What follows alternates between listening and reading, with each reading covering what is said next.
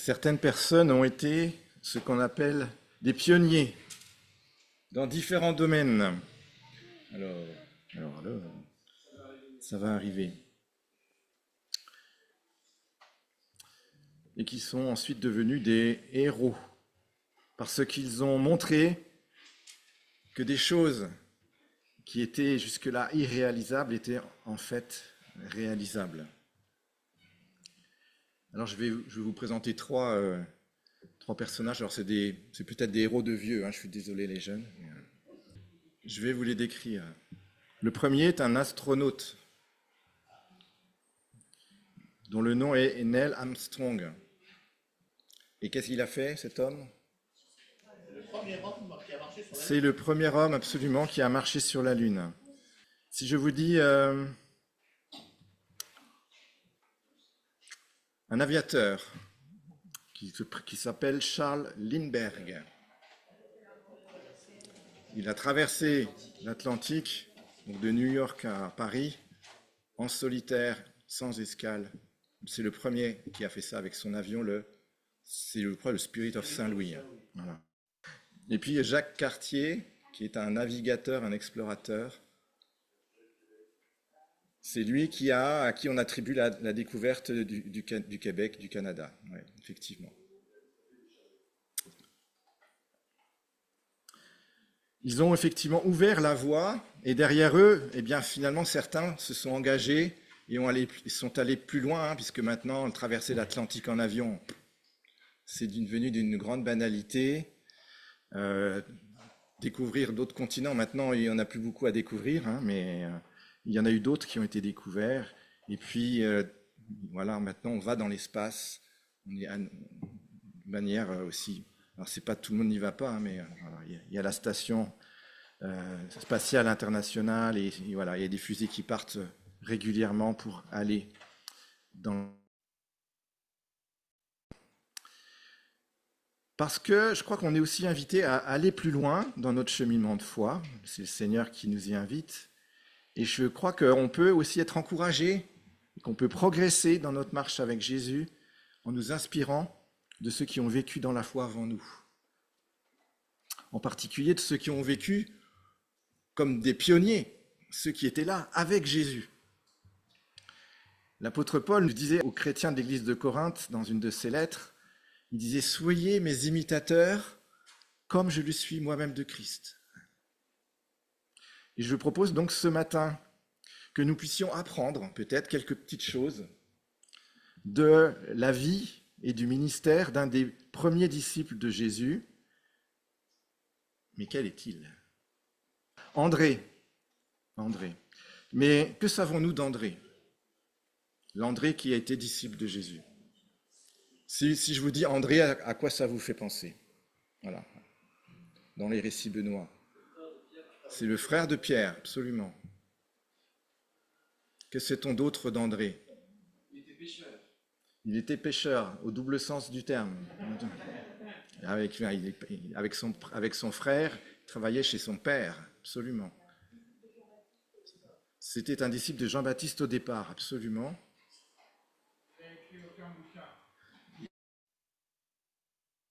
Absolument. Il y a un apôtre qui s'appelle l'évangile d'André. Oui. Enfin, que d'épigraphes, on appelle ça. Ouais. En fait, on sait peu de choses d'André. C'était l'un des 12 apôtres que Jésus a choisis au début de son ministère public. Il fait partie donc de ces hommes qui ont accompagné Jésus pendant 3 ans, ces hommes qui ensuite deviendront les piliers de l'Église naissante à la Pentecôte. Et on va aller le découvrir un petit peu déjà dans le premier texte qui nous parle de lui, qui se trouve dans l'Évangile selon Jean, chapitre 1, je lirai les versets 35 à 37 et 40 à 42. Le lendemain, on parle ici du baptême de Jésus, le lendemain du baptême de Jésus, Jean-Baptiste était encore là avec 2 de ses disciples. Les 2 disciples l'entendirent prononcer ces paroles et suivirent Jésus. Et puis quelques versets plus loin, verset 40, André, le frère de Simon-Pierre, était l'un des deux qui avait entendu les paroles de Jean et qui avait suivi Jésus. Ce fut lui qui rencontra le premier son frère Simon et il lui dit, nous avons trouvé le Messie, ce qui signifie Christ, et il le conduisit vers Jésus. On l'a mentionné tout à l'heure, André et Simon sont frères. Ils habitent Capernaum, une petite ville sur le bord du lac de Galilée. Ils travaillent tous les deux avec leur père dans une entreprise de pêche familiale qui était tenue conjointement avec un homme appelé Zébédée qui travaillait lui aussi avec ses deux fils, Jacques et Jean. Voilà. Donc ça, c'est tiré d'une photo prise au début du 19e siècle. Et on vient de le voir quand Jean-Baptiste, alors non, on ne l'a pas vu, mais quand Jean-Baptiste a commencé son ministère au bord du Jourdain, on constate qu'André est venu l'écouter prêcher, qu'il est devenu un de ses disciples. Le texte ne nous dit pas de l'Évangile s'il était présent au moment du baptême de Jésus. Cependant, on parle ici du lendemain et on parle de deux disciples, donc on peut supposer qu'il était présent. Et qu'il a donc entendu la voix de Dieu venant du ciel disant « Celui-ci est mon fils bien-aimé en qui j'ai mis toute mon affection ». Et quand le lendemain Jean-Baptiste dit en voyant Jésus « Voici l'agneau de Dieu », eh bien André quitte Jean-Baptiste pour suivre Jésus. Et on voit dans le texte qu'on a lu dans Jean 1 qu'ensuite André parle de Jésus à son frère Simon et qu'il amène son frère à Jésus. Ça, c'est le premier texte qui nous parle de Jésus. D'André, merci. Ces deux frères ont donc déjà rencontré personnellement Jésus, quand quelques temps plus tard, ils croisent à nouveau sa route le long du lac de Galilée. Et là, on peut lire dans l'évangile de Marc, au chapitre 1, versets 16 à 18. Comme il marchait le long de la mer de Galilée, Jésus vit deux frères, Simon appelé Pierre, André son frère, qui jetaient un filet dans la mer car ils étaient pêcheurs. Il leur dit « Suivez-moi, et je vous ferai pêcheurs d'hommes. » Aussitôt, ils laissèrent les filets et le suivirent. Et si on continue dans l'évangile de Marc, plus loin, au chapitre 3, on voit qu'à un moment donné, Jésus établit 12 hommes pour les avoir avec lui et les envoyer prêcher. Jacques, fils de Zébédée, Jean, frère de Jacques, auquel il donna le nom de Boanerges, qui signifie fils du tonnerre, André, Philippe, Barthélemy, Matthieu, Thomas, Jacques, fils d'Alphée, Thaddée, Simon le Cananite, Judas l'Iscariote, celui qui trahit Jésus. Moi, j'aurais pu vous demander les 12 prénoms des disciples de Jésus, mais ça aurait été peut-être un petit peu long à les retrouver tous. Donc, on voit comment André est devenu non seulement disciple de Jésus, mais l'un des 12 apôtres choisis par Jésus. Je propose maintenant que l'on voit comment il a vécu en tant que disciple de Jésus. Alors, donc là, on a vu ça.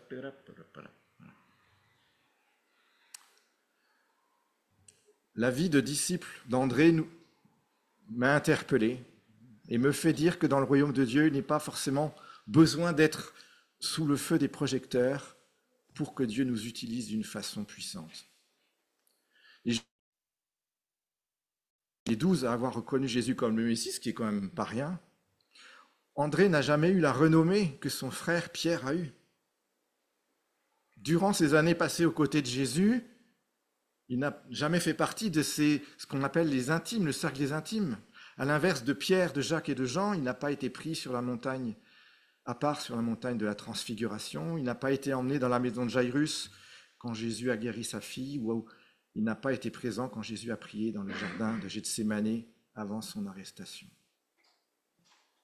Plus tard, André n'a jamais prêché comme Pierre. Comme l'a dit Pauline, il n'a jamais écrit un évangile ou une épître, comme Matthieu, Jean.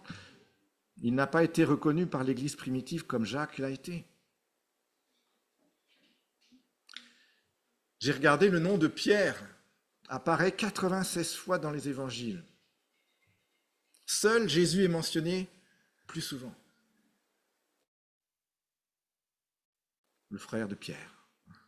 il y a de quoi faire une crise d'identité. Dans les évangiles, Pierre est constamment au centre de l'action.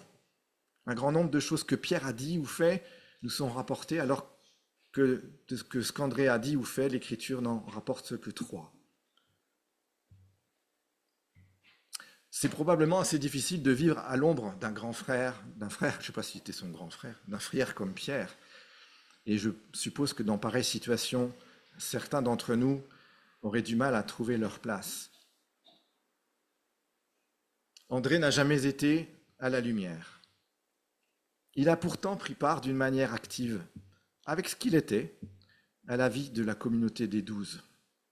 En effet, Dieu l'a utilisé, on va le voir, même s'il n'a pas atteint la popularité de son frère.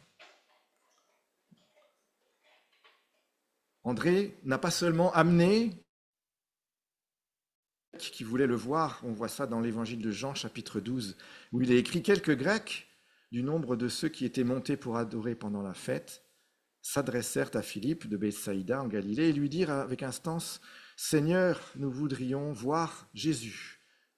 Philippe alla le dire à André, puis André et Philippe le dirent à Jésus. Dans les 2 premiers textes qu'on vient de voir qui concernent André, dans les 2, il nous le montre comme étant un intermédiaire, efficace pour amener quelqu'un à une rencontre personnelle avec Jésus. C'est remarquable. Le 3e texte qui nous parle d'André est aussi instructif. Sur son rôle, il s'agit de la première multiplication des pains par Jésus en Jean 6. Jésus leva les yeux, il vit une grande foule venir vers lui. Il dit à Philippe, « Où achèterons-nous des pains ?» à l'épreuve, car lui-même savait ce qu'il allait faire. Philippe lui répondit, « Les pains qu'on aurait pour 200 pièces d'argent ne suffiraient pas pour que chacun en reçoive un peu. » Un des disciples, André, frère de Simon, lui dit, « Il y a ici un jeune garçon qui a 5 pains d'orge et 2 poissons. Mais qu'est-ce que cela pour tant de gens ?» Et Jésus dit, « Faites asseoir les gens. » Il y avait beaucoup d'herbe à cet endroit, ils s'assirent donc au nombre d'environ 5000. Je m'arrête là dans la lecture. On voit ici qu'André a joué un rôle de lien, de liant. C'est lui qui a mis en relation ce petit garçon avec son petit-déj et Jésus. Au travers de ce qu'il a pu faire, Jésus, il était bien évidemment pas lié à ce que André a fait, mais il a contribué à ce que Jésus nourrisse plus de 15 000 personnes. Millions de personnes à comprendre que Jésus est le pain de vie, qu'il est le seul à pouvoir rassasier notre faim intérieure de justice et de vérité. La tradition, et je trouve aussi intéressant de le souligner, la tradition dit que c'est lui qui aurait poussé Jean à écrire son évangile. Jean, pour moi, il m'apparaît comme vraiment étant quelqu'un, un disciple d'une grande discrétion, mais ô combien utile. Ô combien utile. On peut vraiment s'émerveiller de voir comment Dieu a utilisé André. Peut-être effectivement d'une manière discrète, en dehors de la lumière des spots, mais d'une façon extraordinaire.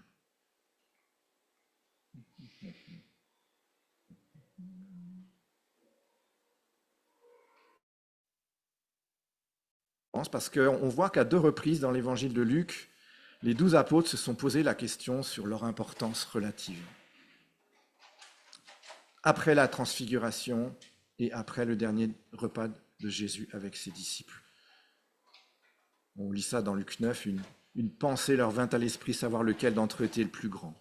Et puis Luc 22, 24, il s'éleva parmi les apôtres une contestation, lequel d'entre eux devait être estimé le plus grand. Et Jésus leur a répondu, Marc 9, 35, il s'assit, appela les 12 et leur dit, si quelqu'un veut être le premier, il sera le dernier de tous et le serviteur de tous. Et quand nous parlons, nous, aujourd'hui, de servir Dieu, qu'est-ce qui nous vient à l'esprit ? Peut-être partir en mission, faire une fac de théo pour devenir pasteur, être reconnu comme responsable pastoral, être moniteur d'école du dimanche, responsable du groupe de jeunes. Servir Dieu. Tout ça, c'est servir Dieu. Mais c'est aussi, tout simplement, mettre en pratique dans la vie de tous les jours les commandements de Dieu. Tu aimeras le Seigneur ton Dieu de tout ton cœur, de toute ton âme, de toute ta force, et tu aimeras ton prochain comme toi-même. Une vie où Dieu, on l'a chanté, Dieu est le centre, où Jésus est le centre. Une vie qui nous pousse à aller vers les autres pour les servir, pour leur parler de l'amour de Dieu. Une vie qui s'attend à Dieu dans chaque domaine. Une vie qui a un désir ardent d'amener des personnes à Christ comme André l'a fait. Oui, servir Dieu discrètement ne veut pas dire servir Dieu moins bien. Et je crois que nous avons tous à apprendre à être comme André, savoir travailler en coulisses, servir Dieu même si cela ne nous apporte pas la popularité comme celle qu'a eu Pierre, eu la reconnaissance publique. Honnêtement, peut-être que nous avons légèrement tendance à vouloir servir Dieu par des choses visibles pour les autres, pour qu'elles soient reconnues par les autres.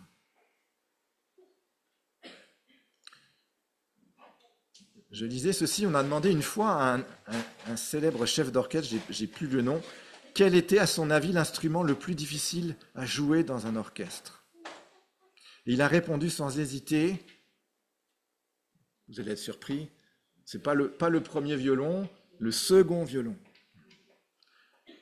Le second violon, je peux avoir tous les premiers violons que je veux, mais pour trouver un second violon compétent et virtuose qui joue avec enthousiasme, c'est un réel problème. Et pourtant, on sait que, je n'ai pas fait musicologie, mais dans les compositions musicales, le second violon a également autant de l'importance, tout comme le premier violon, et que pour qu'il y ait une harmonie qui soit, on a besoin de ce second violon, de ces seconds violons.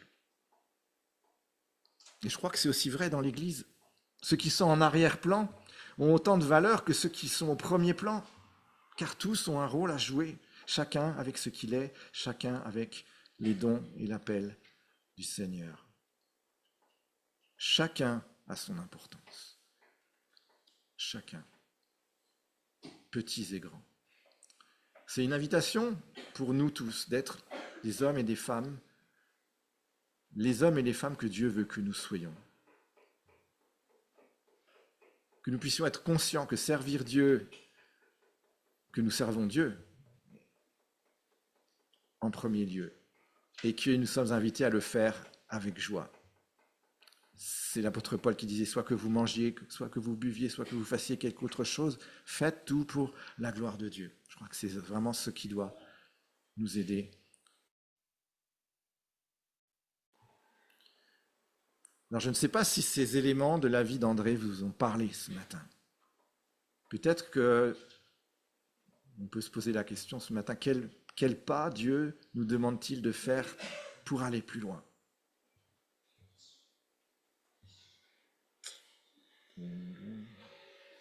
Aller plus loin. Moi, je veux aller plus loin aussi, dans le diaporama.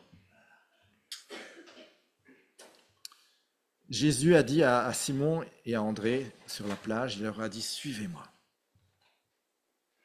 Suivez-moi. » Cet appel, Jésus le lance également aujourd'hui. Jésus avait trouvé en Jésus le Messie, c'est ce qu'il a dit à son frère. Nous avons trouvé le Messie et il était prêt à devenir son disciple. Et il était même prêt à quitter tout pour le suivre. Parce que suivre Jésus, c'est la décision la plus importante de toute une vie. Prêt à le suivre. Il n'est pas trop tard.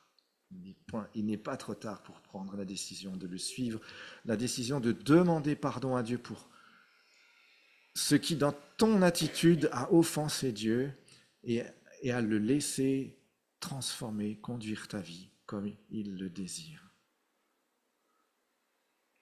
Toi, suis-moi, a dit Jésus.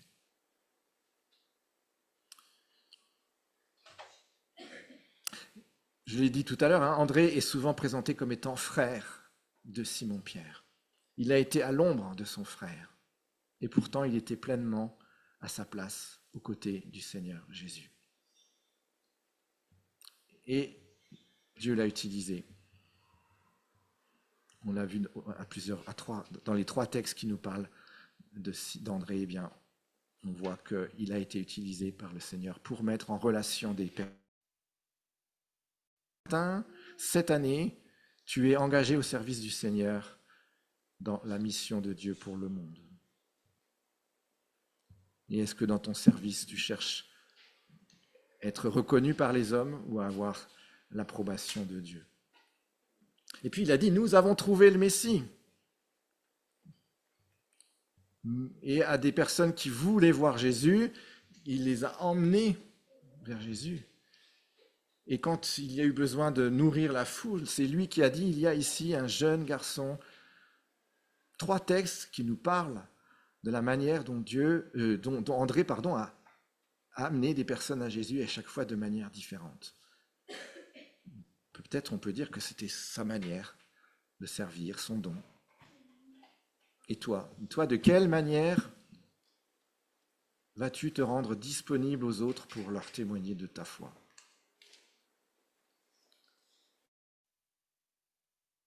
Aussi cette motivation pour notre vie, cette prière de dire, Seigneur, permets-moi d'amener quelqu'un à toi.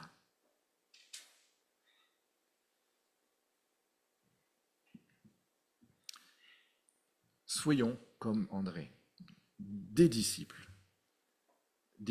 qui savent qu'ils sont à leur place et qui la remplissent humblement, des disciples qui sont disponibles pour les autres, pour amener des personnes à Christ, pour servir. Et je vous invite à quelques instants de prière. Seigneur, on veut te remercier pour ces hommes et ce que l'Évangile peut nous en dire, ces 12 hommes et André particulièrement.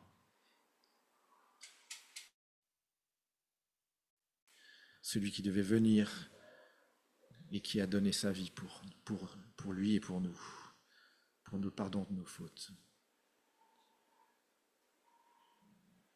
Merci parce que avec ce qu'il était, tu l'as utilisé pour amener Pierre, pour amener ces Grecs à Jésus, pour amener ce petit garçon auprès de Jésus avec ses 5 pains et ses 2 poissons.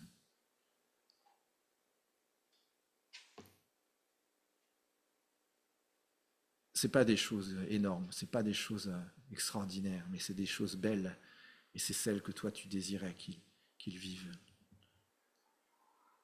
Et je te prie, Seigneur, que ce matin et cette année qui s'ouvre devant nous, chacun parmi nous, puissions trouver cette place qui est la sienne, que toi tu attends de chacun de nous, dans l'Église, dans le monde, être disponible pour amener les gens à toi, pour parler de toi, pour servir, et puis pour vivre en disciple, à l'écoute du Maître.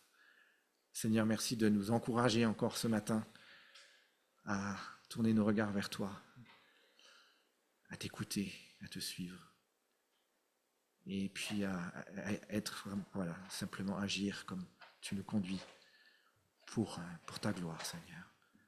Merci parce qu'il n'y a pas d'âge pour te servir, il n'y a pas d'âge pour t'aimer, il n'y a pas d'âge pour parler de toi. On peut vivre en tant que disciple à tout âge. Qu'on soit à l'école primaire, au collège, au lycée, à l'université, au travail, à la retraite, Seigneur. Merci parce que tu prends soin de nous et tu veux nous faire grandir et nous transformer. Merci encore pour ton pardon, pour cette vie qui est possible en toi. Dans le nom de Jésus. Amen.